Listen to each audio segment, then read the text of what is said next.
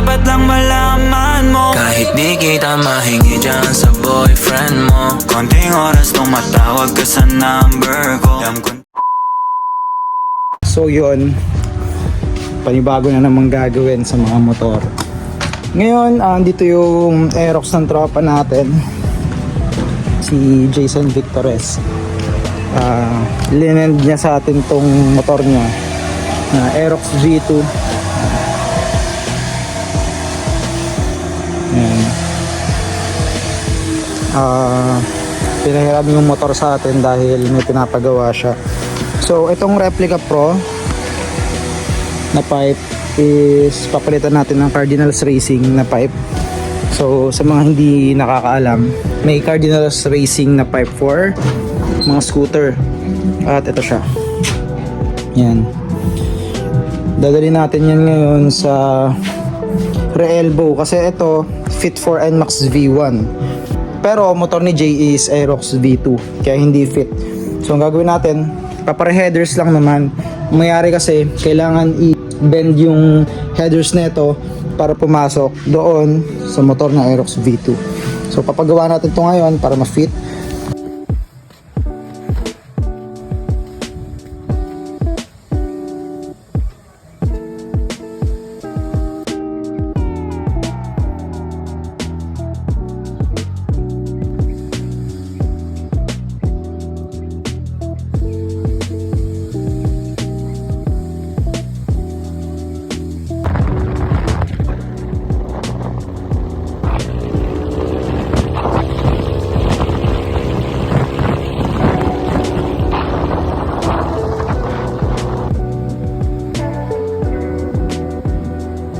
Sa JCP Racing ngayon, hindi natin papamodify yung pipe since kaya naman ni Kuya Lars yun. So tayo na rin mag-modify, hindi na tayo pupunta sa iba o sa mga muffler shop. Kaya papalamigin lang natin yung pipe kasi tatatakbo lang natin. Pagkalamig saka natin siya sasalpak. So ito yung Cardinals Racing na 54 NMAX V1. So para dito siya, pero co-convert natin yan para dito sa Aerox V2. So malaki kasi tip na ito. Magiging ganyan yan. Yan. Mas mahaba siya. Pogi tignan. So co-convert natin. Bibigla mo. Yes naman daw. Wagner lang eh. Sumama to. Ilan yung injector? 150. Yun, tinanggal na natin yung Replica Pro pipe. Tapos i-fit natin tong Cardinals Racing ngayon dito sa Tambucho. Lagay na natin.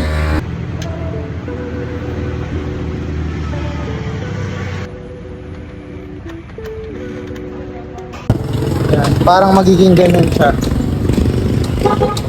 So ito yung elbow ng Replica Pro. Tignan mo naman, napakaliit. Ang laki na itong sa Cardinals. So hindi siya recommended for stock din kasi maliit lang yung tubo ng stock eh. So pag magpapalit kayo ng exhaust, mas okay kung naka-remap siya o naka-ECU kayo. Kasi ang laki na ito. Laki nung for elbow niya. Kaya mas maganda kung naka-ECU kayo. Ito naman si Jay, itong Aerox na to, lalagyan naman to ng ECU. So basic na lang din yung pagtono dyan. Bahala na sila JCP Racing dyan. Bahala na sila magtono na ito. Pogi oh.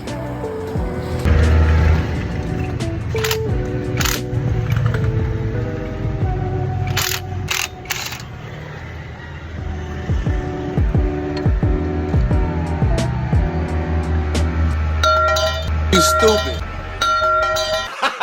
Gago! Eh, malamig na nga siya yung mismong yung elbow na Replica Pro.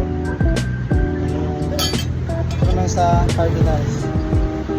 Anong difference nila? Ano yung talo?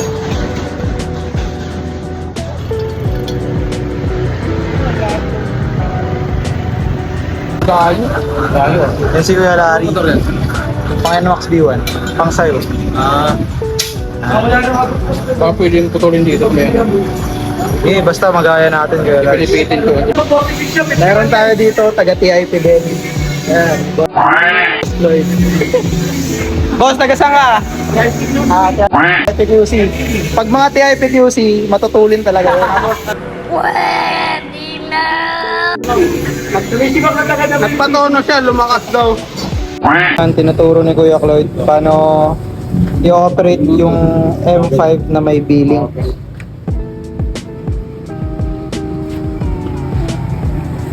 Hayaan na natin sa kanila yan. Kasi di naman tayo tuner eh. So hindi na natin na-videoan kanina yung pagkabit ng pipe at saka pag-convert ng elbow niya kasi nalobat na ako. Pero eto, nakakabit naman na siya. Yan, nakabit na. So ito na yung bagong elbow. Okay naman siya.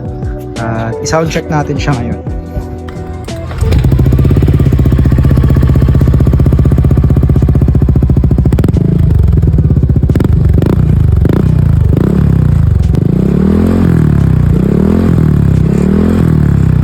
Buo lang yung tunog niya eh. Pino. Hindi siya balaho masyado. Buo lang talaga. So ito, one of one to ngayon kasi ito, hindi talaga siya ganun na market ni Cardinals Racing dahil more on sniper yung mga nilalabas nilang mga pipe.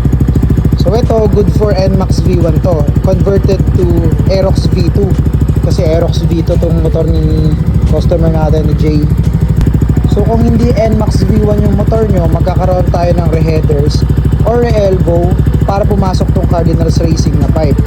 Pero ito, Aerox V2, converted natin siya. Pero so far, okay yung naging tunog or yung kinalabasan.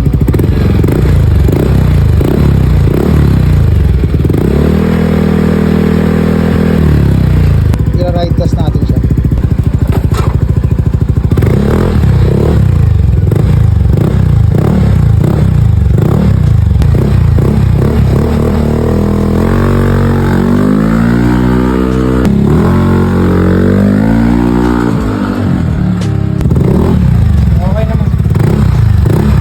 So yan, naging proportion kasi yung pipe dun sa laki ng Aerox. Dahil ang laki ng Aerox eh. Ano, naging proportion yung pipe dahil ang laki dun ng pipe. Ganda ng tindig.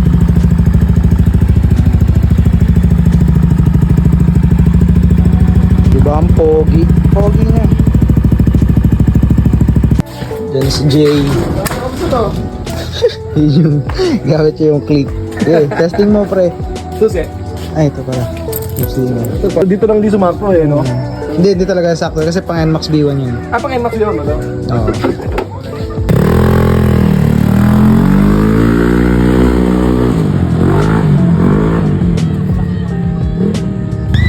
Tahimik. Pero okay dun to, dyan mo, mas maarangkada na. Mas maarangkada yun. Mas okay na, parang Laki ng elbow kasi.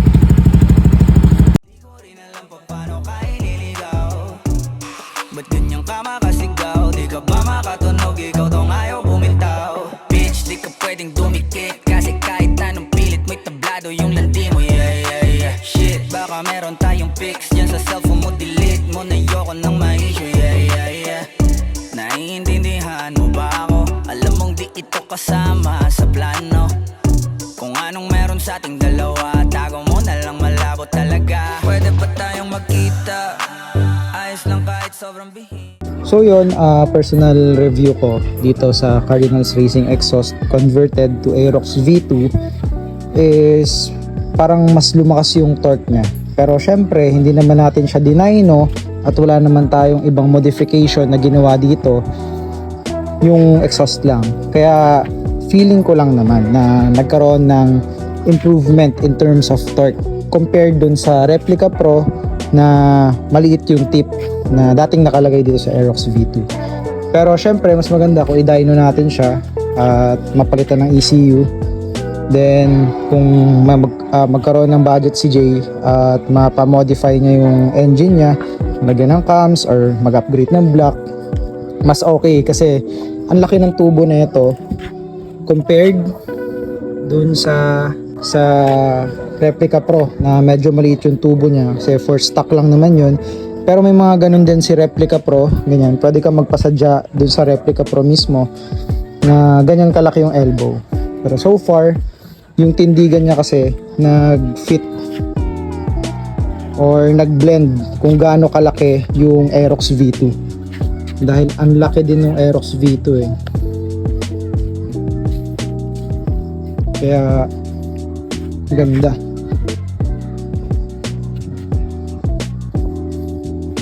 So far ang ganda niya dahil ang laki din niya tingnan. So bago matapos yung video, itong pipe na to available to sa atin sa GB Motorcycle Racing Parts and Accessories. So kung gusto niyo mag-inquire, PM lang kayo sa page. In terms of ano naman, disclaimer lang din. Okay naman yung pinalitan nating pipe. Yung Replica Pro, hindi naman porke pinalitan natin siya, pangit na kasi siyang pipe. Pinalitan natin siya dahil preference kasi nung owner or yung may-ari na palitan yung Replica Pro dahil maliit yung elbow na yon. Pero yung Replica Pro, gumagawa din sila ng mga big elbow for different types of motorcycle. Kaya kung may inquiry kayo sa kanila, PM lang kayo sa Replica Pro para magpagawa ng mga big elbow pipes. Ito nakita nyo, in terms of performance, okay din to, itong Cardinals Racing. So pwede nyo dalhin yung motor nyo dito, tapos i-convert natin yung elbow para pumasok sa mga motor nyo. Different types of motorcycles, pwede naman ADV, NMAX, lahat pwede. Pwede nating salpakan nun, i-convert na lang natin yung elbow. So yun lang, maraming salamat sa mga nanood.